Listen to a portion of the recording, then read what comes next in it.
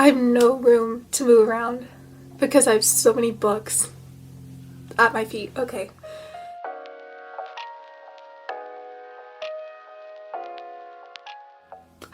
Welcome back. It has been way too long since I have seen you guys and talked to you on the camera.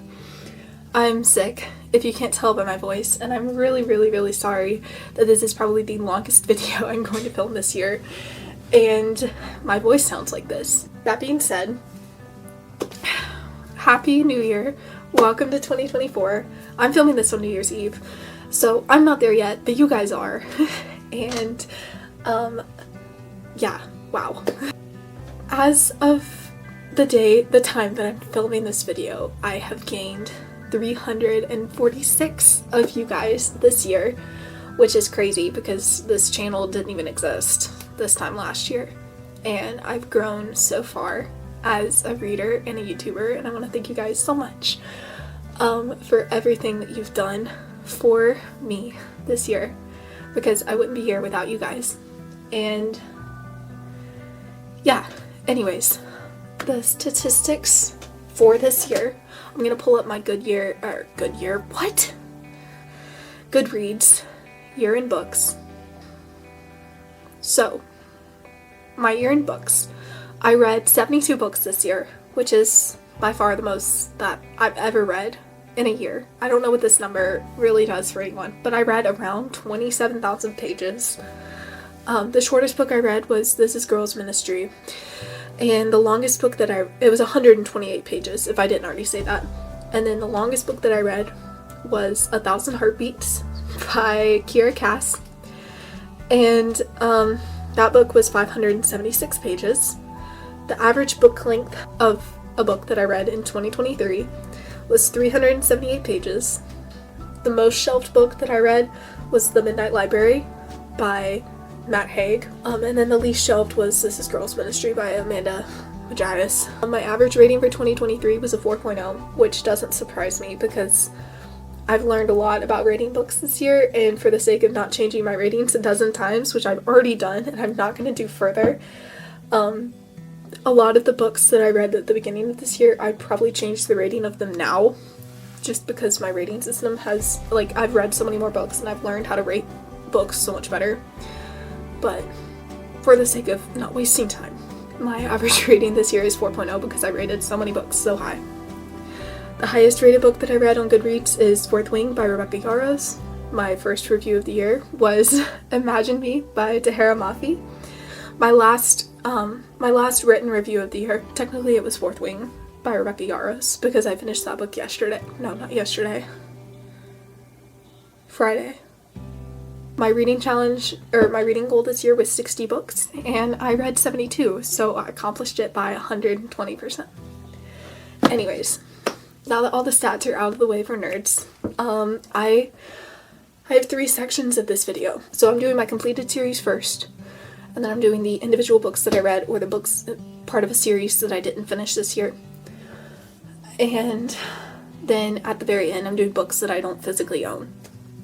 So, anyways, I will try to give you the rating of the book, a quick synopsis of what I thought about it, and whether or not I would recommend it, if I can remember to do all that, which I really hope I can.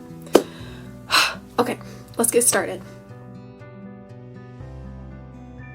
The first series that I want to go over is The Summer I Turned Pretty by Jenny Han. The Summer I Turned Pretty, it was a really cute little series, very summery. I rated the first 2 books 4 stars, and then I rated the third book 3.5 stars. It was definitely not my favorite series of the year. It was just really simple, a little childish, kind of like middle schoolish. If you want something nostalgic, read these books. A lot of the series I read this year were really good, but I loved this series so much.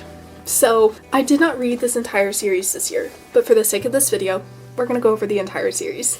So I read Shatter Me and Unravel Me in 2022, but then I read Ignite Me, Restore Me, Defy Me, and Imagine Me in 2023. I really loved this series. It definitely got repetitive. And I'm just gonna hold this one up because this is my favorite of the series, which is Ignite Me. Wow. Shatter Me was really, really good. All the books blur together in my head because it was a lot of the same stuff. But if you like the dystopian aspect of The Hunger Games, Divergent, Legend by Marie Lu is another really good series that I like that's dystopic. But books like that, oh my gosh. I love dystopic books. I love dystopic books so much, and Shatter Me, I think, did it the best out of all the dystopian series that I've read. Oh my gosh, I can't even collect my thoughts on this series because I really, really enjoyed it. It was not the best written. So for reference, I rated Ignite Me 5 stars. I changed the rating of Restore Me to 4.75 stars. I rated Define Me 5 stars, and then I rated Imagine Me 3.5 stars. The love interest in these books is incredible. How do I say this without spoiling it?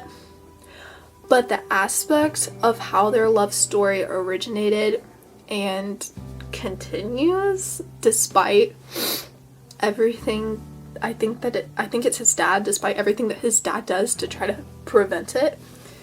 If you've read this series, you know what I'm trying to say without saying it. That was freaking adorable. Freaking adorable. Anyways, enough about this series. I really loved it. If you like that dystopian actually, you know what, even if you don't, just read the series. Please. Okay. Thank you.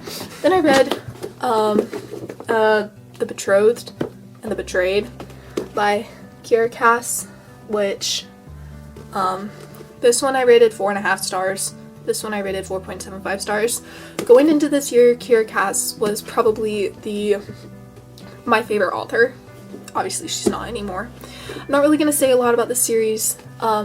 Royalty, slow at the beginning, good at the end. The romance in this book is good, and then it absolutely destroys you. And then the romance in this book is even better, and it puts you back together. I think I would recommend reading this, especially if you're younger. If you're over the age of like 16, you can pass on this series. The Once Upon a Broken Heart trilogy is the one that I'm going to go over next. So, Once Upon a Broken Heart by Stephanie Garber, I rated 4.25 stars. The Ballad of Never After, I rated 5 stars. And A Curse for True Love, I rated 4.5 stars. Again, I'm going to hold just this one because this one's my favorite. If you haven't heard anything about the series, so go to either my 5-star read video, searching for 5-star read, or my October reading wrap-up, because I go over this book and this series in both of those videos. And if you've read the series, I have a spoiler reading vlog of this and A Curse for True Love. I'm not really going to say a lot about this series. The love interest, fell in love with, probably second favorite love interest of the year. You'll see my favorite in just a second. I loved this story so much, and I read Caraval like 3 years ago, so I didn't think I was going to like this series because I didn't like Caraval. I loved this series, and I would actually really like to reread Caraval after reading this. Very fairy tale-esque. Please just read the series. If you haven't already, even if you don't like fantasy, read the series. Just listen to me. It's really easy to understand. I have my favorite love interest of the year, and also one of my probably top 5 reads of the year. We have Dance of Thieves and Vow of Thieves by Mary E. Pearson. This book I rated 4 stars. This book I rated like 5 stars, 6 stars even. You have Enemies to Lovers. You have like, the girl is an orphan, but she gets like adopted into his family basically. Oh my gosh, it is absolutely precious. Their romance in the way that their romance plot twist gets dropped in this book is phenomenal. There's a character in this book that I hated, and by the end of the book I just wanted to give him a hug and love on him. And this book, I thought I was gonna hate this book. Like, this book took me forever to get into, and I read the last over 250 pages of it in a day. I was reading it on the couch. I ended up hanging over the back of the couch like screaming with what was happening in this book. Please read these 2 books. They're a little bit harder to understand and get into. There is a trilogy that goes before it that I didn't even know until after I'd read both of these.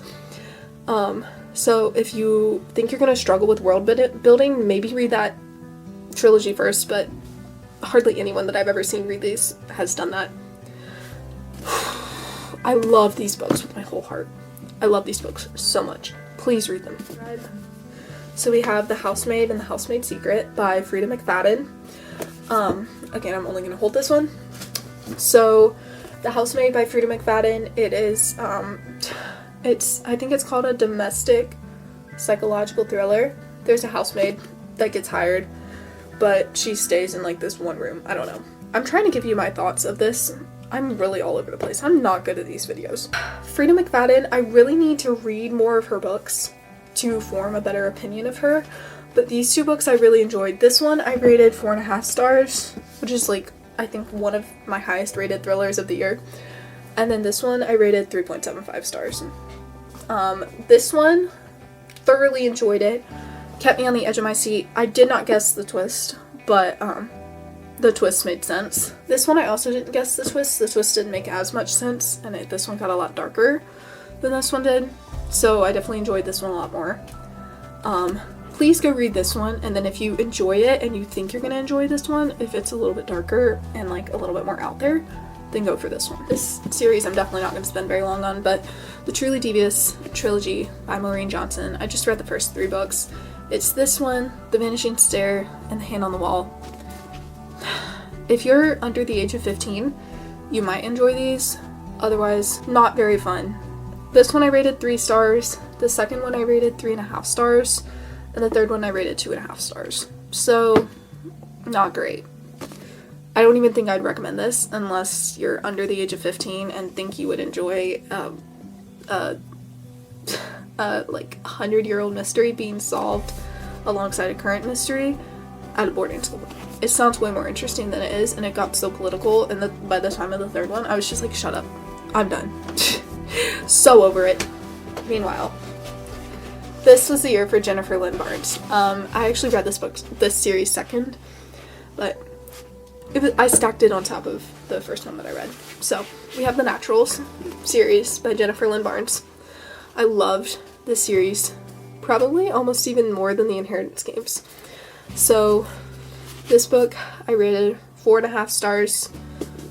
This book I rated 4.5 stars. This book I rated 4.5 stars. This book I rated 5 stars, and then 12, which is at the end of this one, I rated 4 stars. So you have found family. I feel like this series has just been rehashed all over YouTube and like booktube and all that. So I'm not going to give you a whole lot, but young adult, Criminal Minds, Found Family. I love this series. Kept me on the edge of my seat. I could read 5 more books about these characters and I wouldn't get tired of them. Please read this series. Then we have The Inheritance Games by Jennifer Lynn Barnes. This book, 4.5 star, or no, I think I changed the rating of this to 5 stars. I'd probably change it back to 4.5. So 4.5 stars, 5 stars, 5 stars, even though I don't remember anything that happens in this book, so I'd probably drop the rating, and 4 stars. So, The Inheritance Games by Jennifer Lynn Barnes centers around this girl who is surprisingly written into the will of like the biggest billionaire in America. I really enjoyed both of the brothers in the love triangle the most. That's one thing that a lot of people were upset with in The Brothers Hawthorne, was that you don't get Xander and Nash's point of view, but you get Grayson and Jameson's, and I fell in love with both Grayson and Jameson. I was clearly on Jameson's side for the love triangle. That was the only one that even made sense to me. But I loved both of their characters so much. Like, I wanted to hug both of them. I wanted them both to be my best friends. And the puzzles and the mind games of this series are perfect, no matter how old you are. It's just really, really fun to read. If you haven't read this series yet, please go read it, because it's just a good time. It's just a good time. I feel like I'm flying through these series. One of my lesser favorite series of the year, which is A Good Girl's Guide to Murder by Holly Jackson. Unpopular opinion is I didn't love this series as much. Don't get me wrong, I really enjoyed Pip. But, I actually really enjoyed just this book. If you don't like super dark stuff, just stick to this book. But if you like how it gets darker, if you like darker, it's like, even if you like darker YA, because this is YA thriller, go read the whole series. So 4 stars, 4 stars, and 3 stars. This book, I just didn't like the plot twist. I feel like the story went off the rails and we were reading about a different, like, we weren't reading about Pip. It didn't feel like we were reading about someone completely different. Which, after what she went through, it makes sense, but still, I did not enjoy that. I forgot to mention, but you can essentially read all 3 of these separately because they all follow different stories. Just the same characters. Anyways, this one, again, the twist kind of came out of nowhere. It didn't really make sense to me, but this one was good. I still enjoyed the story of this one. This one was by far my favorite. Yeah, it was just really fun to read. I did enjoy this series. Definitely read the first one and then just gauge whether or not you want to read this second and third one off of how much you like the first one. So, yeah, that's the best I can recommend for that. Okay, now we are going to go into the individual books that I read this year, that either I just read the first book of a series or they were just standalones, and these will be in order to the best of my ability. So, going from January to December. Here we go. We're going even faster now. 1,000 Heartbeats by Kiera Cass. 5 stars. Slower at the beginning.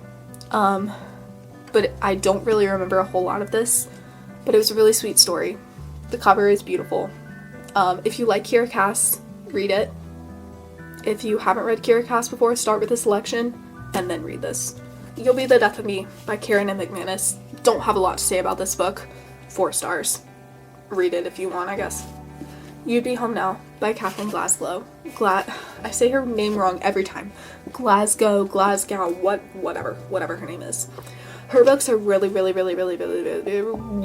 sad. I loved this book though. It ripped my heart out. I liked the story that it told about addiction and all of that. 4.5 stars for any of her books. Check the trigger warnings before you read them. Yeah, read at your own risk. Paper Towns by John Green. 2022 page was a reader of John Green. 2023 page is not. 4 stars. All the Bright Places by Jennifer Niven. I don't remember a whole lot about this book. I just remember that both characters are on the verge of committing suicide, and then they find each other, and it's a really sweet story. I gave it 5 stars originally, I think, but I changed it to 4.5 stars. I should have cried at the ending, but I was so sick when I was reading this that it didn't hit me correctly. But I think if I'd been reading in like the right headspace, I would have probably cried. The Fear by Natasha Preston. February page, enjoyed Natasha Preston. Now page, would not. 4 stars. Ends on a cliffhanger. All of her books end on a cliffhanger. Don't love her. She originated from Wattpad, so I didn't know that until after I read the 2 books from her that I read. Don't enjoy her. Don't recommend. And then we have the book, which I think brought a good chunk of you to my channel, and I want to say thank you for that. This is probably the book that most of you associate with me, if you associate any book with me, and it is If He Had Been With Me by Laura Nolan. I've always said Nowlan, but I hear everyone else say Nolan, so we're gonna say Laura Nolan. The sequel to this is coming out next year. If you didn't already know this, I rated this book 5 stars. The love story was really sweet. I'm recovering from illness, but I'm still ill. So if you can't handle me sucking on a cough drop, too bad, because at least you're getting this video when I'm as sick as I am, okay? be grateful. Then we have The Truth About Forever by Sarah Dessen. Again, 2022 page, enjoyed Sarah Dessen. 2023 page, not as much. I dropped this book to a 4-star rating. I really couldn't tell you what happened. It feels, again, it's kind of like The Summer I Turned Pretty, where it feels like nostalgic. It's really slow, but once you get like halfway through the book, I thought that the romance picked up. She's definitely an older young adult romance author, but I enjoyed her. And if you're younger, you'll probably enjoy her too. Then we have What She Found in the Woods by Josephine Angelini. I just picked this book off the shelf of Barnes & Noble, and the main character is schizophrenic, which means that you get an unreliable narrator. I really enjoyed that aspect of this book, but the actual thriller, like mystery that was in it was so dark that I really couldn't get behind it. So I gave it 3 stars. Then we have Dark and Shallow Lies by Jenny Meyer Sain, another book that I just kind of picked up at Barnes & Noble because it was on sale. This book surprised me. I really enjoyed it. I think I gave it 4.25 stars. It takes place in Louisiana. Okay, my voice is going out because I've been talking for 30 minutes. Again, I'm really sorry. You're gonna have to put up with it. It's annoying for me to edit too, I promise you. I'm very, very sorry. It kind of just gives Louisiana vibes, like if you know about Louisiana and like the dark magic that's used in Louisiana. That's essentially what this book focuses on, with like the paranormal stuff, like psychics and all that. It was okay. I enjoyed it. I forget what the main plot was, but the scenery, like the backdrop of it, was really good. I guess read it if you're into that kind of stuff. The Queen's Assassin by Melissa de la Cruz. This is also a book that I picked up on sale. Really did enjoy it. Was super slow. It took me like almost an entire month to read. I gave it 3.5 stars. I would probably rate that lower now. I really didn't enjoy it. There's not a whole lot to say about it. It was boring. Then we have The Summer of Broken Rules by K.L. Walter. So let me start off by saying this book was 4 stars. It was really sweet. It takes place over a week on Martha's Vineyard. I really liked the summary aspect of it. A little bit insta-love-y because of how quick the romance was, but both characters were really sweet. The story was just really cute and really sweet and like no brain power. Recommend this book. It's really, again, how many times can I say it was really sweet? I'm gonna shut up.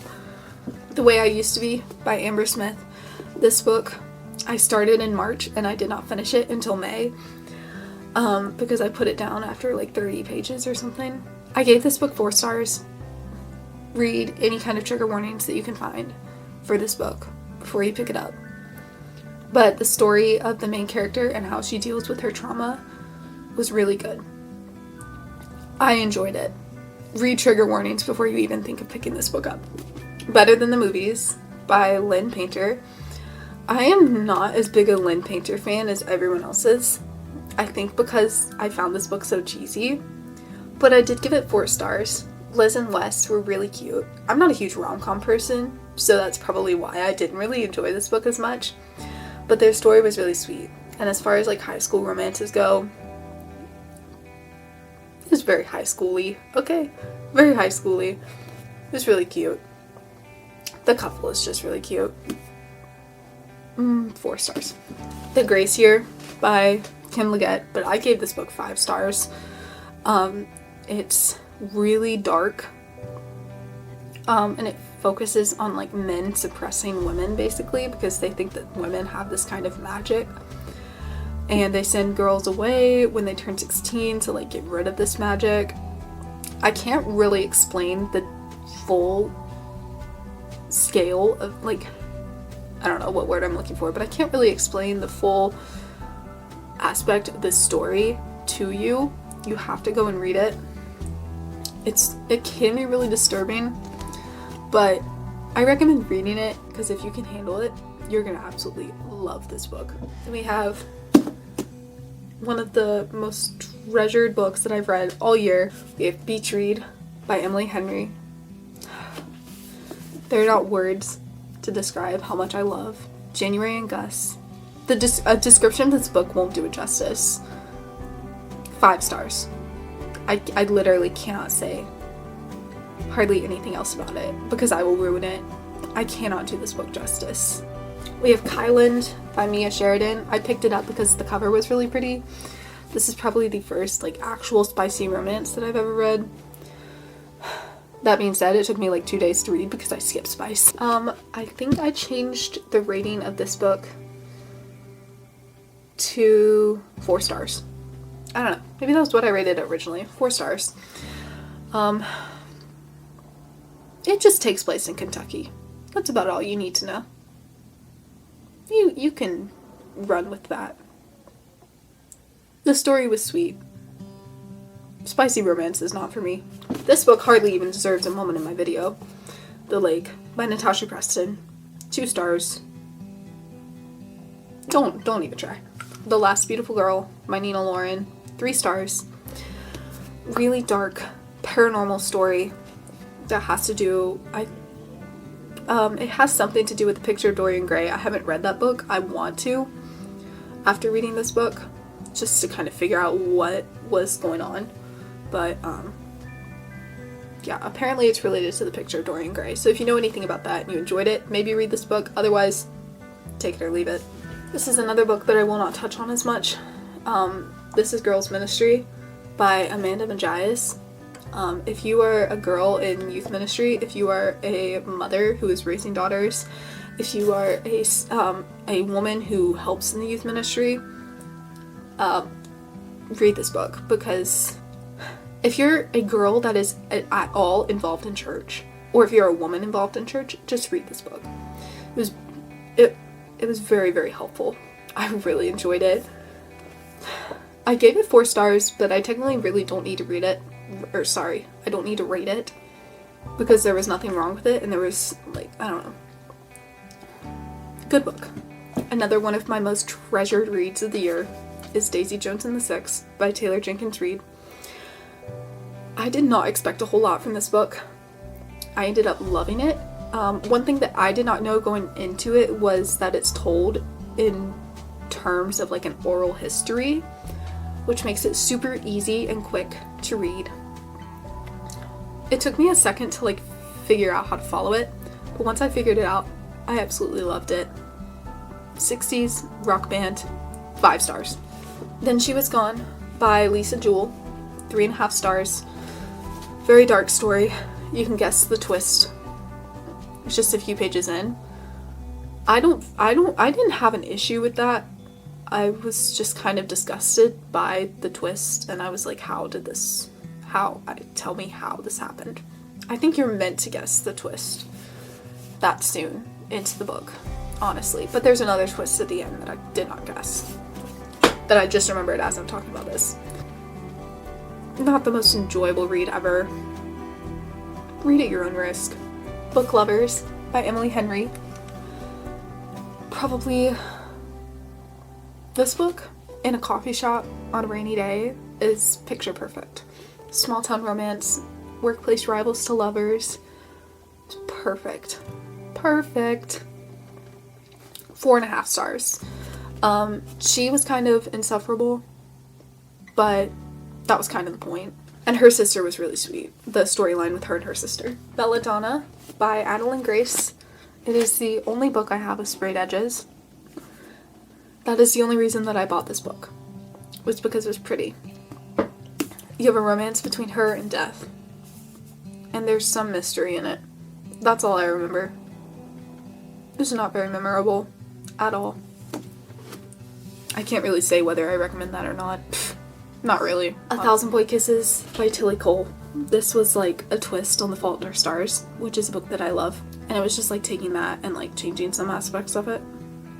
It was good. I gave it 4 stars. It was really sad.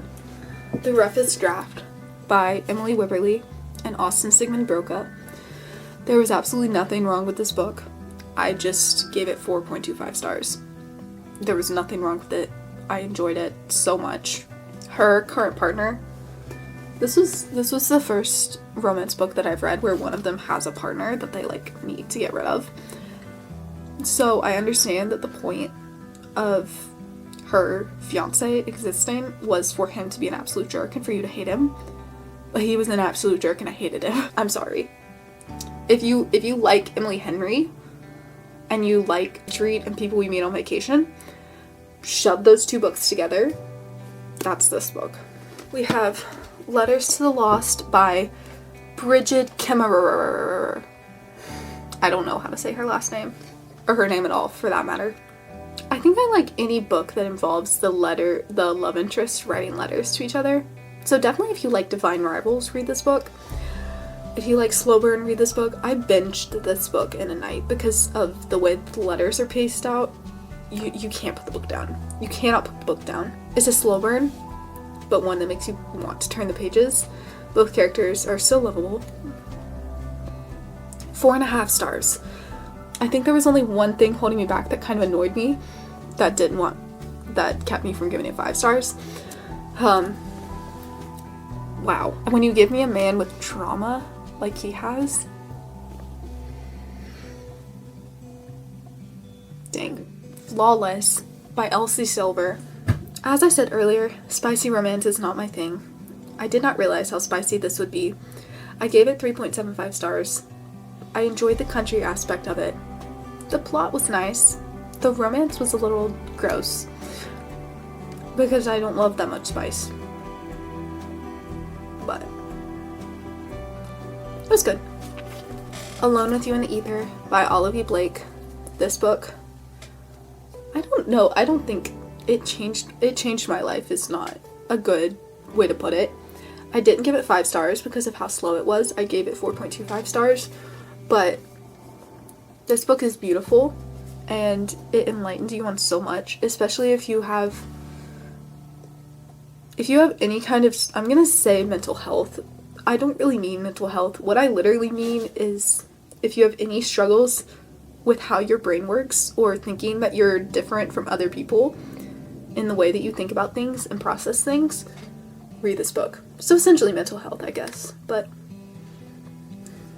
I'm overthinking this. Clearly. The main lady struggles with bipolar disorder. The guy has his own mental health struggles. You get to see how they fall in love. And it's really, really, really sweet. It feels like you're reading something written for school. It's really short, but it's really, really dense. I still highly recommend that every single person give it a shot though. And we have Check and Mate by Ali Hazelwood. This is my first introduction to Ali Hazelwood. It says it's young adult. I don't think it's young adult. I think it would be better considered as new adult, no spice. That's pretty much what it is. It shouldn't be marketed as young adult. But I don't even enjoy chess, and I enjoyed the chess plot of this book. 4.25 stars. I will be coming back to Ali Hazelwood. Local Woman Missing by Mary Kubica, or however you say her name. 3 stars. Bored me a little bit. A little slow. The twist was... I should have guessed it. So if you're good at guessing plot twists, you'll probably guess the plot twist of this book. I did not guess it. Divine Rivals by Rebecca Ross. I gave this book 4 stars because of how slow it moved, but it was almost like a comfort read to me. I loved the 2 main characters. I loved the way that their romance was told. And the plot twist at the end of this book really got me. I have yet to read the second book. I need to go buy it and read it because I'm really curious as to what happens. But I loved it. I would definitely recommend it. It's just really slow. I went through 2 weeks of not reading hardly anything because I was prepping for finals and then I was so busy that I didn't really have time to read. So I didn't finish a book in December until like December 16th. Really, audiobooks was the only reason that I got into reading in December, but we'll talk about that in a second. We have Powerless by Lauren Roberts, which is definitely one of the most talked about books this year. I love this book so much. The romance was really good. It's like you take the best parts of Red Queen, Hunger Games, a little bit of Divergent, and you shove it all in one book. and you take the best parts of it and you create the most amazing male love interest ever, and you create the most witty, clever female main character ever, and you get this book. And that's all I really need to say. Please go read this book. It's super easy to get into.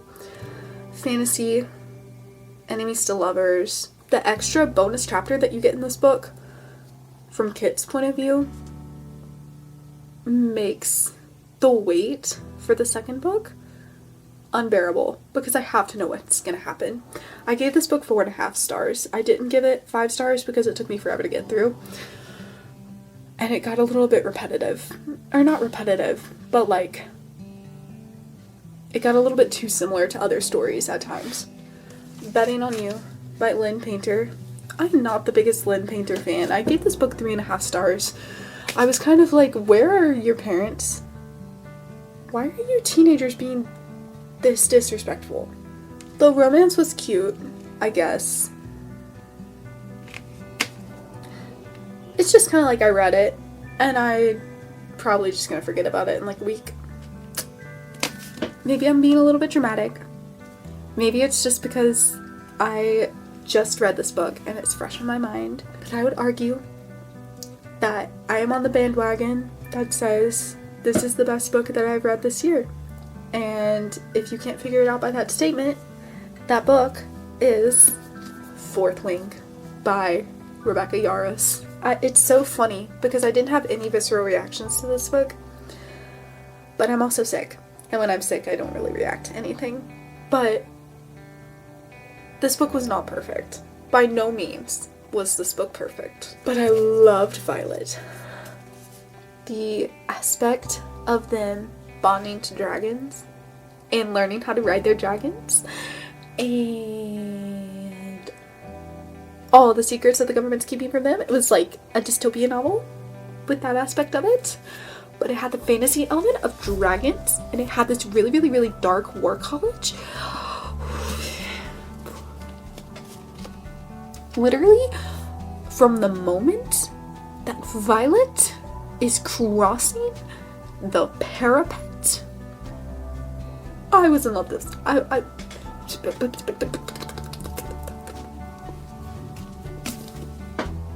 I'm really sorry that I've fallen onto the bandwagon. I hate falling on bandwagons. I hate it so much. I hate just being like every single other reader in the world.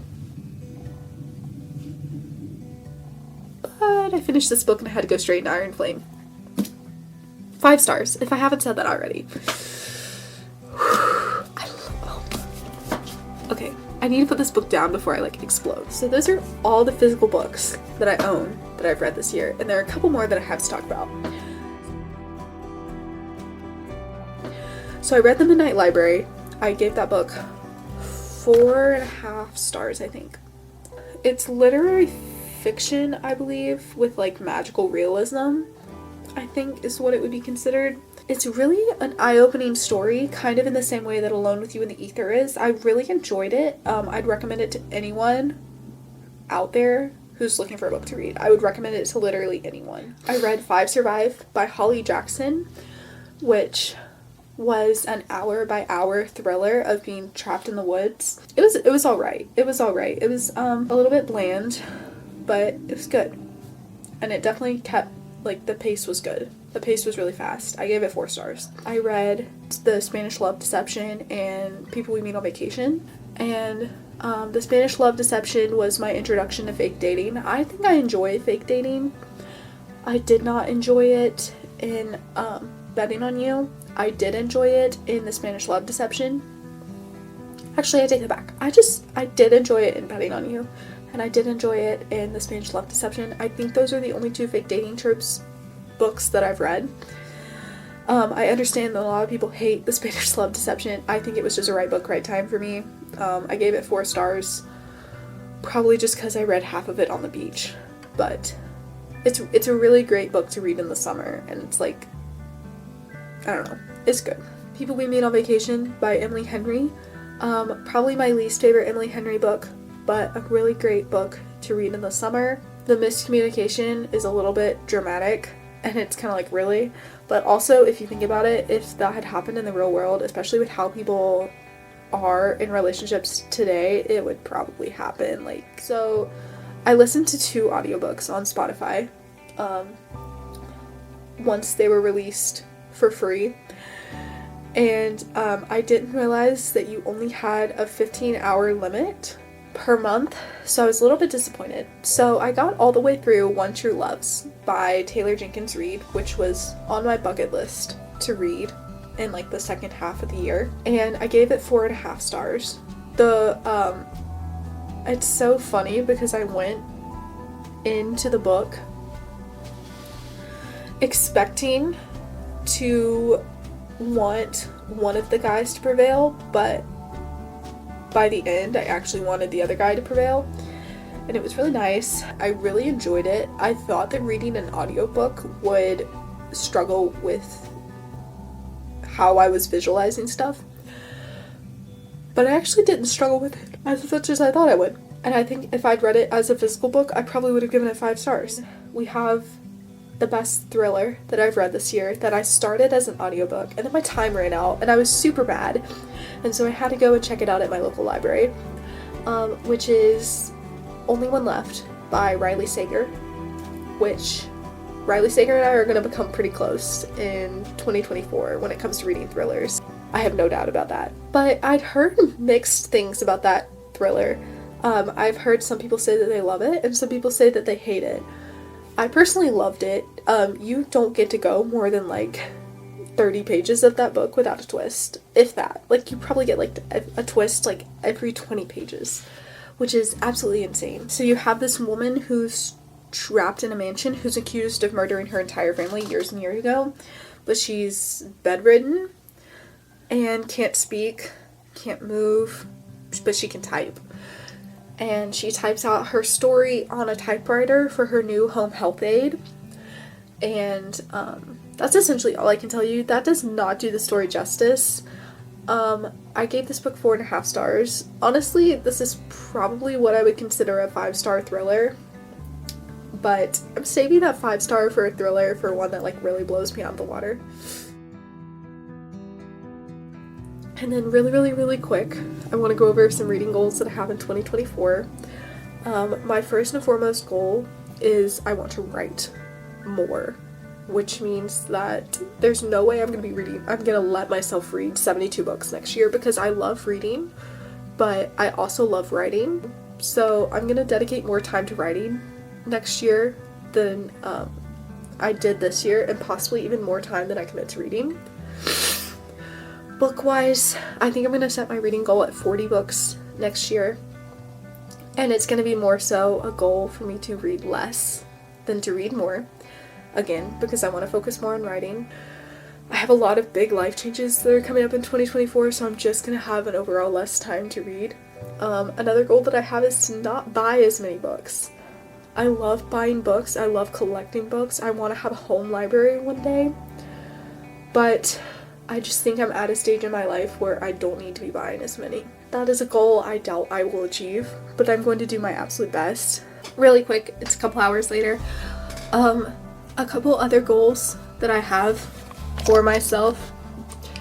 I did receive the ACOTAR series for Christmas, and that is because one of my 2024 reading goals is to read all of Sarah J. Maas's books.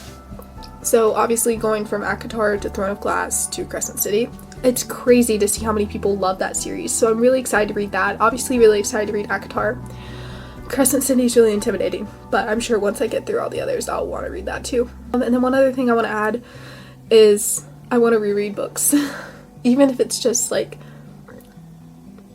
I know I want to read Beach Read again in the summer, and I'm probably going to read Daisy Jones and the Six again and annotate it.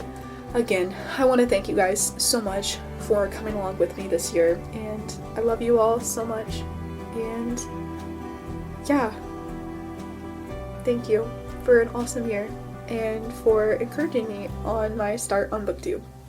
I love you guys. Happy 2024. Be safe. Take care. Don't get sick. Bye.